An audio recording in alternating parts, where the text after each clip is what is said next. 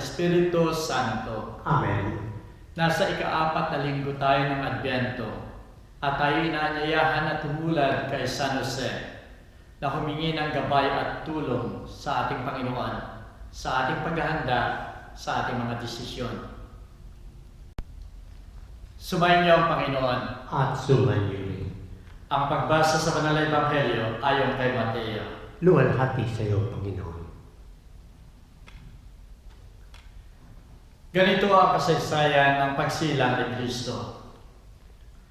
Nang may dulog na si Maria na kanyang ina at si Jose, bago pa sila magsama, siya ay natagpuang nagdadalang tao, dala ng Espiritu Santo. Si Jose na kanyang asawa, palibhasa ay matuwid at ayaw siyang siraan ng puri sa madla, ay nagpasyang hiwalayan siya, si Maria, ng lihim. Samantala pinag-iisip ito ni Jose, napakita sa kanya isang anghel ng Panginoon sa panaginip at nagbiga, Jose na anak ni David, huwag kang mangambang tanggapin si Maria na iyong asawa, sapagkat ang ipinaglihim niya ay lalang ng Espiritu Santo. Manganganak siya na isang lalaki at tatawagin mo Jesus, sapagkat ito ang magliligtas sa kanyang bayan sa kanilang mga kasalanan. Ang lahat ng ito ay nangyari upang matupad ang sinabi ng Panginoon sa pamagitan ng propeta.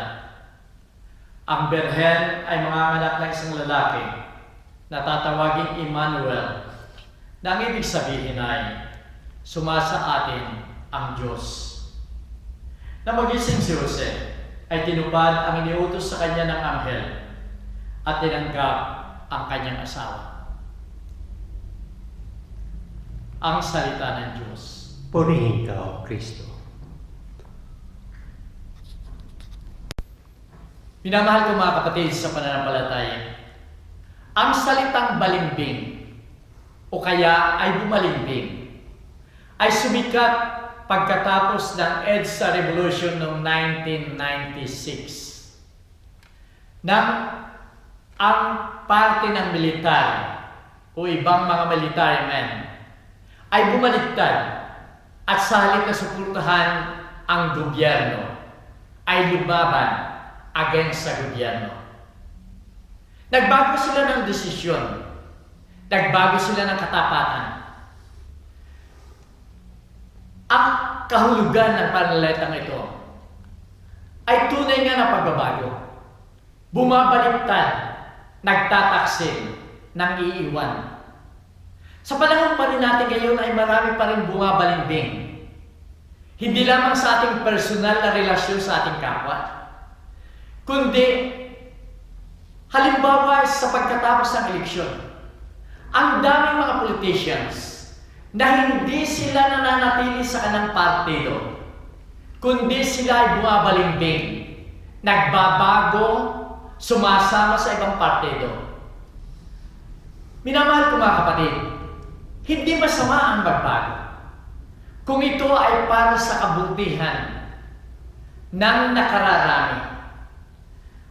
Pero ito ay nagiging masama kung ito ay dahil lamang sa pansariling interest at hindi para sa iba. Minamahal ko mga kapatid, sa banal na Ebanghelyo ngayon ay mayroon ding nagbago ng kanyang desisyon. Nagbago ng desisyon si San Jose. Nalaman niya na ang kanyang mga pangasawa o asawa na si Maria ay nagdadalang tao at hindi siya ang ama ng bata sa kanyang sinapupunan. Kahit naroon ng takot, naroon ng hiya na maaaring mangyari sa kanya at sa kanyang mag-asawang si Maria. Kaya nais niyang baguhin yung kanyang desisyon. Subalit ginabayan siya ng ating Panginoon. Ginabayan siya ng Diyos. At dahil dito, binago niya yung kanyang desisyon. Nahiwa-hiwalayan sana si Maria, sapagkat sinasabi sa kanya, huwag kang matakot na tanggapin si Maria, sapagkat ang ipinaglilihin niya ay lalang ng Espiritu Santo. Dahil sa paggabay ng Diyos, ang desisyong ito ay tama para sa kanya. Merong isang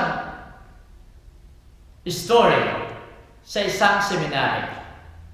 Meron silang policy sa seminary na speak English only. Nang ibig sabihin, hindi ka pwedeng magsalita ng dialect o kaya magsalita ng Tagalog. Kung gagawin mo ito, mayroon kang penalty, mayroon kang parusa. Nang mga araw na yon, sa lugar nila ay napakadami ng nakawan, lalo-lalo na sa gabi. Kaya't yung mga seminarians ay nagkaroon sila ng roster para magbantay, lalo-lalo na sa gabi. At isang gabi na yung isang seminarista habang siya naglalakad doon sa harap ng seminary, nakita niya yung magnanakaw. At gusto niyang i-confront yung magnanakaw. Subalit ang hinahanap niya, tinitingnan niya yung kanyang mga kasamaan, wala doon yung mga kasamaan niya at nasa kabila ng building ng seminary. Ay dapat niyang i-confront yung magnanakaw. Kaya kumuha siya ng lakas ng loob. At pagkatapos nilapitan niya yung magnanakaw, ang sabi niya, "Hey you, don't move. You are surrounded by me." Pinamahal ko mga kapatid, ganun ang gusto ng ating Panginoon ng paggabay. You are surrounded by me. Nang ibig sabihin, yung kanyang paggabay ay punong-puno. Nagagawa niya na siya ay lahat ay naroon. Lakas, biyaya ay naroon ang paggabay kay San Jose. Maring sa atin naman sabi natin ito ay grammatically wrong. Sapagkat bilang tao tayo may limitasyon. Hindi natin magagawang surround na nag-iisa ang isang tao isang bagay. Pero sa ating Panginoon, dahil siya ay Diyos at makapangyarihan, kaya niyang gawin ang lahat na siya ay masusurround niya ang isang tao upang ito ay bigyan ng gabay. Minamahal ko mga kapatid, sa pagsasabi ng surrounded by me, ay nagawa na ang lahat ng takot, lahat ng hiya, lahat ng pangamba, lahat ng katanungan ay nagkaroon ng kasagutan kay San Jose, na ang ipinaglilin ni Maria ay lalang ng Espiritu Santo at ang ipanganganak niya ay siyang tagapagligtas ng mundo.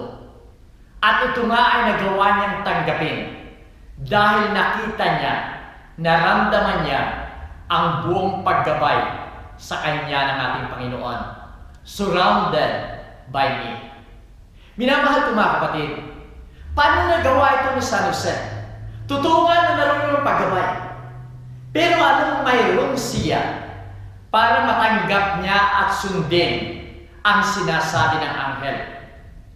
Sinasabi ni Saint Bernardine of Siena, bilang general rule, pag ang Diyos ay nagbigay ng responsibilidad sa isang tao, nagbibigay rin siya ng corresponding virtues o katangian para magawa ng tao yung mga responsibility niya na ibinigay sa kanya.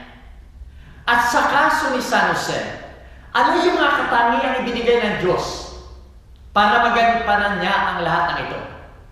Napakalaki ng responsibilidad na ibinigay sa kanya. Siya ipinagkatiwala sa kanya si Jesus, ang kaisa-isahang anak ng Diyos at tagapagligtas ng mundo. At pagkatapos ibinigay sa kanya ang isang asawa, si Maria, na sinasabing babae na pinagpala sa lahat ng mga babae. Ito'y napakalaking responsibilidad. Kaya ang binigay na katangian sa kanya ng Diyos, una sa lahat, siya ay napakasipag na tao. Imagine siya isang karpentero lamang. Actually, nilalait siya ng mga tao, lalong-lalo na nung ang ating Panginoon ay tinatanong, kanino ba ng anak ito? Saan nang galing ito? At sinasabi nila, siya ay isa lamang anak ng isang karpentero. Nang ibig sabihin, isang mayaman, hindi isang mayaman, kundi siya ay napakasimpleng tao. At dahil lamang sa kanyang kasipagan, nabuhay niya ang kanyang mag-ina. Ang isa pang katangian para sa kanya ay napakaliwanag na sinasabi ngayon sa banal na ebanghelyo. Siya ay mabuting tao. At ito makikita natin sa kanyang ginawa.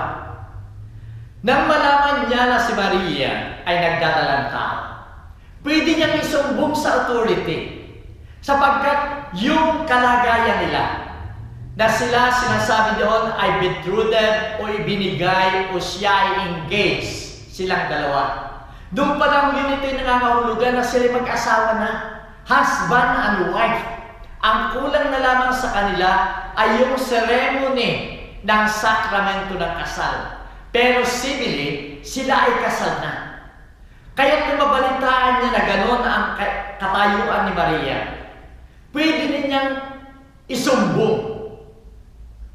Pero anong ginawa ni San Jose?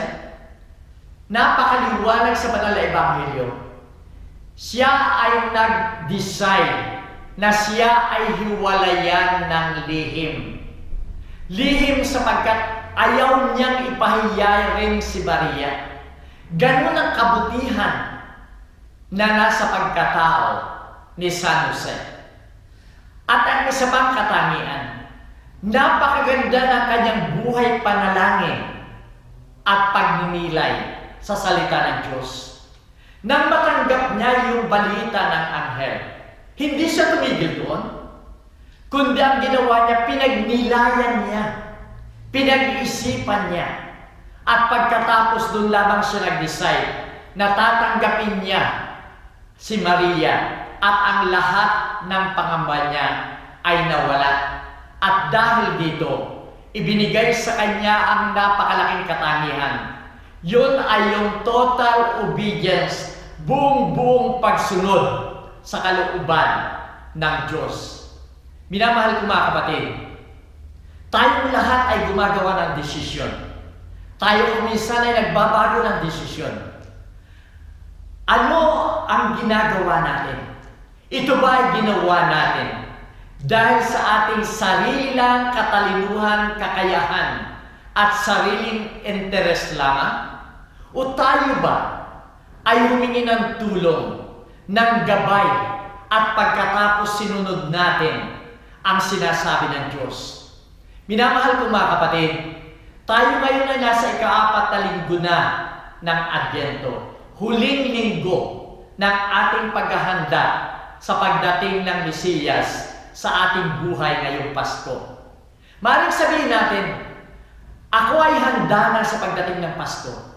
Pero pwede pa rin nating baguhin ang paghahandang yan kung ito ay hindi naaayon sa ating Panginoon. Kaya i-consider natin ang dalawang bagay pa sa linggong ito na maaari natin baguhin yung ating paghahanda.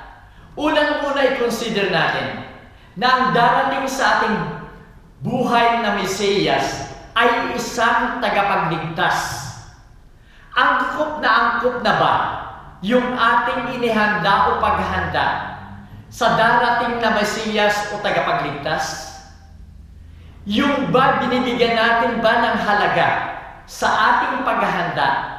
Yung kaligtasan ibinibigay sa atin ng ating Panginoon sa pamamagitan ng ating banal na pamumuhay, buhay ng pag-ibig, buhay ng kalinisan sa kasalanan. At ang ikalawa, i-consider natin na ang darating ngayong Pasko ay hindi isang panauhin, kundi sinasabi niya, sumasa atin ang Diyos. na ang ibig sabihin, kung siya ay sumasa atin, buong buhay natin, siya ay kasama natin. Kaya't ang dapat na paghahanda ay hindi lamang yung panandaliang lumilipas, kundi ang paghahanda sa ating buhay ay yung mananatili sa ating buhay hanggang sa wakas ng ating buhay. Ito ay magagawa natin kung susundin natin yung ginawa ni San Jose. Pananalangin, pagninilay, pagsunod sa kalooban ng Diyos.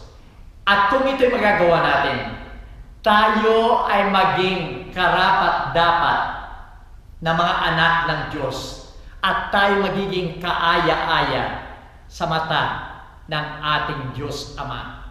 Minamahal kong mga kapatid, siya ang nagsasabi, magpagabay tayo sapagkat you are surrounded by me. Para sa Sydney, ay meron pa rin akong announcement after the blessing, lalong-lalo na yung mga schedules ng simbang gabi at ganoon din yung kapastuhan. Sumayin niyo ang Panginoon. At sumayin rin. Sana minamahal ko mga kapatid, samantalahin natin ang huling linggo ng Advento para ihanda natin ang ating sarili sa darating na tagapagligtas sapagkat siya ay sasabuhay natin hanggang sa wakas. At naway magpalaya kayo ng makapangyarihan Diyos, Ama, Anak, at ang Espiritu Santo. Amen. Kumayo tayo kaya. Salamat sa Diyos.